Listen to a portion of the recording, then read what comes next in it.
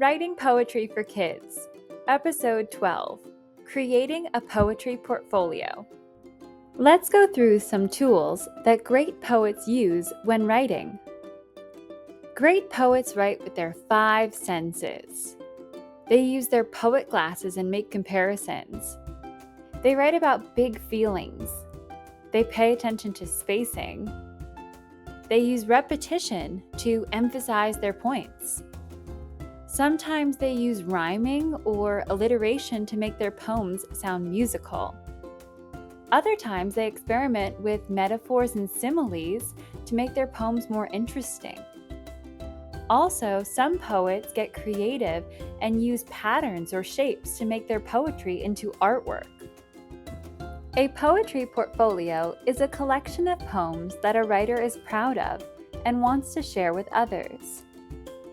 It contains the following components: a decorated cover page, a table of contents that tells the reader what poem will be on each page, published poems that have been edited, and an optional About the Author page at the end. I am picking poems for my portfolio, and I came across these 2 poems. They're both about activities, so I think I'm only going to include one of them in my portfolio.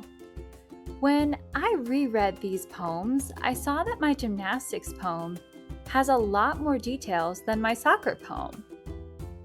I also used rhyming in this poem and no tools in the other one. I'm going to include my gymnastics poem and maybe revisit my soccer poem another time. Now that I have chosen a poem, it's time to edit this poem. When editing, first use your mind. Reread and ask yourself, does it look and sound right? Gymnastics. I remember when I was writing this that it just didn't look right, and it still doesn't look right. I'm going to use some tools to figure out how to spell this word correctly. The second step in editing is to use resources. You can use books, posters, computers, etc. Okay, there's no books about gymnastics nearby. I don't see any posters that say gymnastics, and it's not really a time that I can use my computer. Okay, third step. Use others. Ask a buddy or a teacher. When it's time for me to conference with my teacher, I'm going to ask how to spell gymnastics. Yay! Now I figured out how to spell gymnastics correctly.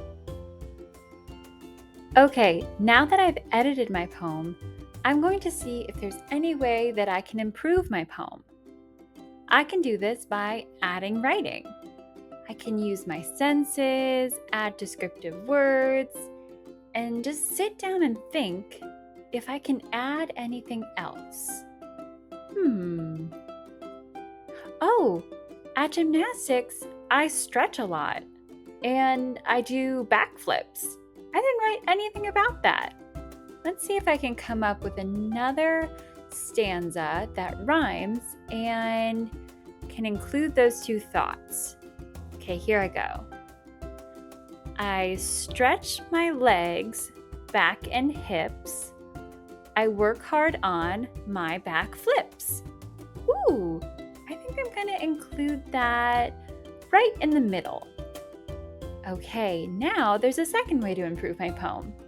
I can add illustrations. I'm going to draw and color pictures that go with my poem. Once your poems are the best they can be, it's time to create a table of contents. The first step is to organize all your published poems in the order you like. The second step is to number the pages. And the third step is to record the poem title and page number on your table of contents. Make sure you pay attention to capitalization and spelling. Published books of poems need a cover. To create a cover, you first need a clear, bold title.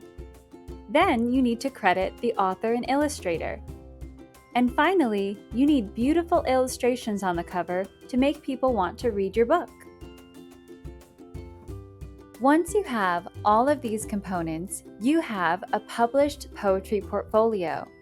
Remember, take your time to create something you are proud of. Keep on writing, poets!